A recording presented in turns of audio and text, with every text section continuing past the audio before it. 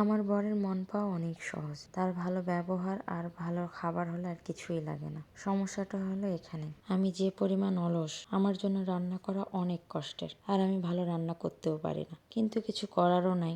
বরমশাইয়ের জন্মদিন বলে কথা, এই দিনে তো একটু কষ্ট করাই যায়। তাই আমার নবাবের জন্য ইউটিউব দেখে নবাবের সেমাই রান্নার অ্যাটেম্প নিলাম। রান্না করতে গিয়ে বুঝলাম, দেখে অনেক কঠিন মনে হলো, মোটামুটি সোজাই আছে। ফার্স্টে 1 প্যাকেট লাচ্চা সেমাই নিয়ে 2 চামচ ঘি আস্তে আস্তে ভেজে নিলাম। সাথে স্বাদ অনুযায়ী চিনি আর গুঁড়া দুধ মিশিয়ে হালকা করে ভেজে নিতে হবে।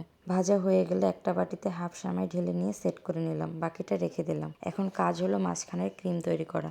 এটাও খুব একটা কঠিন না। হাফ কেজি পরিমাণ দুধ জাল করে ঠান্ডা হওয়ার পর তাতে হাফ কনডেন্স মিল্ক, কর্নফ্লাওয়ার 2 চা চামচ, গুঁড়া দুধ, ক্রিম আর গুলিয়ে রাখা কাস্টার্ড পাউডার ভালো করে মিশিয়ে নিতে হবে। তারপর জাল দিয়ে আস্তে আস্তে নাড়তে হবে।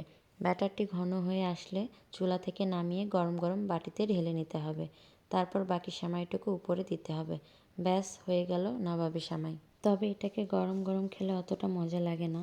ঠান্ডা হওয়ার পর কিছুক্ষণ ফ্রিজে রেখে তারপর খেলে অনেক টেস্টি লাগে। আমাকে তো সবাই বলেছিল অনেক মজা হয়েছে। আমি অবশ্য আজকে পায়েসও রান্না করেছিলাম, ওটাও অনেক মজা হয়েছিল। বাকি রান্না সব আমার ননদ করেছে।